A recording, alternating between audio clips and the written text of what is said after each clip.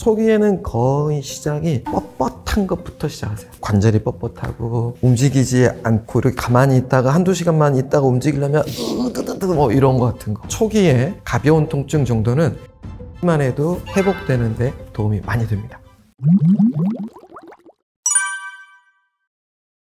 일단은 염증이 심하게 올라올 때는 붓거나 열나고 좀 빨갛게 되고 밤에 더 아프고 이런 게 있어요. 초기에는 거의 시작이 뻣뻣한 것부터 시작하세요. 관절이 뻣뻣하고 내가 움직이지 않고 이렇게 가만히 있다가 한두 시간만 있다가 움직이려면 뭐 이런 거 같은 거. 뻣뻣한. 그때는 그냥 왜 이렇게 몸이 찌뿌둥하지 뻣뻣하지 무겁지 이렇게만 느끼기 시작할 수 있는데 그게 바로 퇴행성 관절염에 노출되기 시작하는 초기 증상이다. 이렇게 보시면 되겠습니다. 퇴행성 관절염이 상당히 이제 진행된 경우 허리라든가 무릎, 발목 이쪽으로 내려가는 거는 소변에 이상이 생기는 경우들이 있어요. 소변을 예를 들면 좀 참기 어렵다거나 밤에 좀 보게 된다거나 거품이 늘었다 자주 보게 된다 이런 증상들이 있고 그 다음에 수면이 있어요. 수면 잠드는데 오래 걸린다 잠을 길게 자지 못한다 깨도 몸이 개운하지 않다 이런 증상들이 있다면 몸의 노화를 같이 보고 치료해 가셔야 돼요. 그러니까 상당한 퇴행성 관절염은 이런 증상들을 함께 가지고 있게 되고 무관하지 않다. 비뇨기과, 내과 이렇게 구별하지 말고 그런 증상이 있기 때문에 관절의 손상이 회복되지 못하고 퇴행성이 진행되었다고 보시는 전체적으로 볼 수 있는 관점이 필요합니다.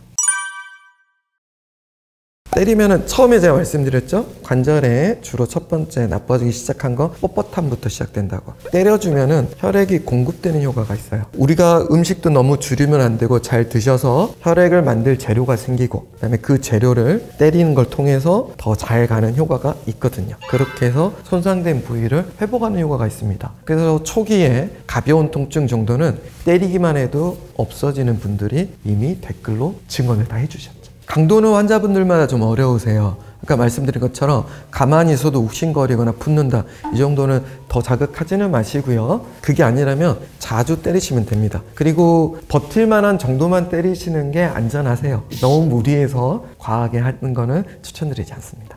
기본적으로 무릎이 아프시면 이 무릎 주변을 때려주신 건데 안정되게 이렇게 내려놓은 다음에 이 주먹에 이 옆날을 이용하거나 아니면 앞에 가장 튼튼한 부위를 이용해서 때려주십니다.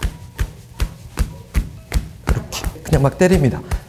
감당할 수 있는 정도. 그런데 무릎 관절이 붓거나 열이 심할 때는 굳이 일부러 너무 자극하지 마시고요. 직접 자극보다는 그럴 때는 무릎의 위쪽이나 아래쪽이 아픈 분들은 이 허벅지부터 해서 볼록 나와 있는 이 뼈가 있어요. 이렇게 가는 라인을 다 때려주시고요. 그 다음에 무릎 바깥쪽이 아픈 분들은 이 무릎 바깥쪽부터 해가지고 옆에 고관절까지 다 때려주시면 됩니다. 그리고 안쪽이 아픈 분들은 대퇴 안쪽을 때려주시거나 이제 뭐 이용해서 밀어주시거나 자극 좀 해주시고요. 일단은 기본적으로 너무 많이 때렸나 해가지고 욱신거린다 참기 힘들다 이럴 거면 진통제 먹어야 되나 이 정도 되시면은 일단은 아이스팩을 해주세요. 아이스팩으로 진정해 주시고 이런 원칙이 있어요. 욱신거린다고 아이스팩으로 꼭 해야 되는 거는 아니에요. 그 욱신거린 느낌에 따라 그 단계에 따라 다 다르거든요. 그래서 실제로 원칙으로는 핫팩이든 아이스팩이든 정한다기보다는 내가 핫팩을 했는데 더 욱신거리고 아프다 혹은 아이스팩을 했는데 더 얼얼하고 아프다 그러면 그냥 바꿔서 하시는 거예요. 뭘 먼저 하셨든 바꾸는 겁니다. 그래서 진정시키는 거 이거는 대칭요법 하나니까 그렇게 하시면 돼요. 스테로이드와 비스테로이드성 소염진통제 이렇게 나뉘는데 스테로이드는 우리가 함부로 쓰는 게 아니니까 우리가 평상시에 익숙한 비스테로이드성 소염진통제 약국에서도 쉽게 살 수 있고 자주 처방받는 이 소염진통제는 내가 너무 힘들 때 드시는 정도는 가능하세요. 내가 중요한 일이 있어요. 근데 너무 아파요. 두통이든 관절염이든 이럴 때는 드시는 게 맞아요. 그런데 퇴행성 관절염이다. 근데 이게 치료가 된다 생각하고 매일 꾸준히 드시는 거는 조심하셔야 돼요. 이거는 실제로 저희가 원장님들이나 교수님들도 너무 아파서 참기 힘들 때만 드시라고 말씀하시는 분들이 또 많으세요. 자기가 아프다고 자꾸 약국에서 임의대로 사서 드시거나 1년, 4, 5년씩 드시는 분들도 봤거든요. 그건 좋지 않다고 봅니다. 우리가 왜 염증이 있을 때 아프냐면 혈액이 손상 부위로 몰려요. 회복하기 위해서. 그 과정에서 붓고 열나고 아프게 되는데 소염진통제는 그 과정에서 혈액이 몰리는 과정 자체를 억제를 해요. 그러니까 뭐 프로스타글란딘이라는 성분이 생기는 것 자체를 이제 끊어버리거든요. 너무 힘드니까. 그러면 내가 본래 회복력이 좋은 막 20, 30대? 이 정도는 내가 그 약을 먹고 쉬기만 해도 다시 회복을 해요. 근데 그 회복력이 떨어진 중년 이후, 뭐 갱년기후라든가 50대, 60대 이분들은 그 회복 과정을 가서 억제시키면 내가 회복하지 못할 수가 있어요.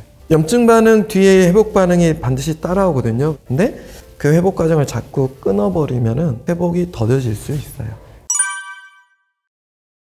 일단은 관절염 있으신 분들은 오메가3를 드시거나 오메가3가 많이 들어있는 그런 음식들을 드시면 좋아요. 연어나 아몬드, 돼지고기, 토마토 이런 류들 음식을 드시면 좋겠습니다. 그리고 드시면 안 좋은 음식들 좀 피하시면 좋겠어요. 일단은 술, 그리고 너무 단 게 많이 설탕이 들어있는 그런 음식들, 인스턴트들, 야식이나 간식 이런 첨가물들에 들어있는 음식들이 몸에 주는 영향이 상당히 많아요. 노폐물이 쌓일 수도 있고요. 정상적인 면역 반응을 방해할 수도 있습니다. 그중에 대표적인 게 이제 설탕이었고요. 이 설탕이 많이 들어있는 음식을 드시게 만드는 또 이런 첨가물들, 향미 증진제 이런 것들이 좀 문제가 많죠.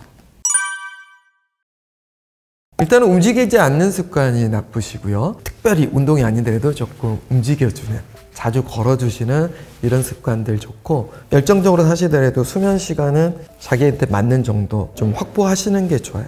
잠을 자지 않으면 회복이 떨어지게 돼요. 그러니까 염증이 쌓이고 일정 부분 쌓이게 되면은 허리 디스크로 돌 수도 있고 신우신염, 방광염, 견딜 수 없는 두통들 이렇게 오게 됩니다. 그리고 일찍 퇴행성 관절염 진단을 받으실 수도 있어요.